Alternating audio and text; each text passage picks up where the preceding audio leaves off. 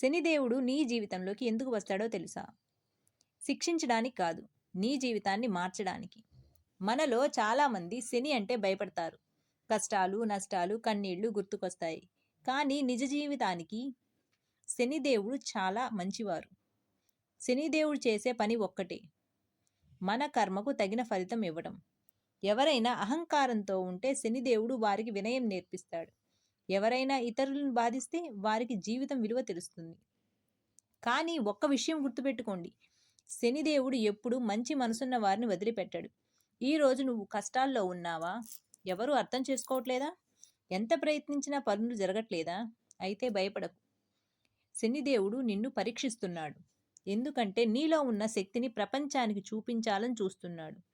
శనిదేవుడి పరీక్షలు కఠినంగా ఉంటాయి, కానీ ఆయన ఆశీర్వాదం వచ్చిన తర్వాత జీవితం పూర్తిగా మారిపోతుంది. చరిత్రలో ఎంతోమంది శని ప్రభావం తర్వాతే గొప్ప స్థాయికి చేరుకున్నారు. అందుకే శని వచ్చినప్పుడు ఏడవకండి, మారండి, మనసు మార్చుకోండి, పాపం చేయడం ఆపండి, ఇతరులకు సహాయం చేయండి, నిజాయితీగా జీవించండి. ప్రతి శనివారం ఈ చిన్న పని చెయ్యండి. నల్ల నువ్వులతో దీపం వెలిగించండి, కాకులకు ఆహారం పెట్టండి, అవసరమైన వారికి సహాయం చేయండి. అప్పుడు శనిదేవుడు కటాక్షం మీ ఇంటిపై ఉంటుంది. ఈ వీడియో చూసిన ప్రతి ఒక్కరికి శనిదేవుడి ఆశీర్వాదం కలగాలని మనస్ఫూర్తిగా కోరుకుంటున్నాను.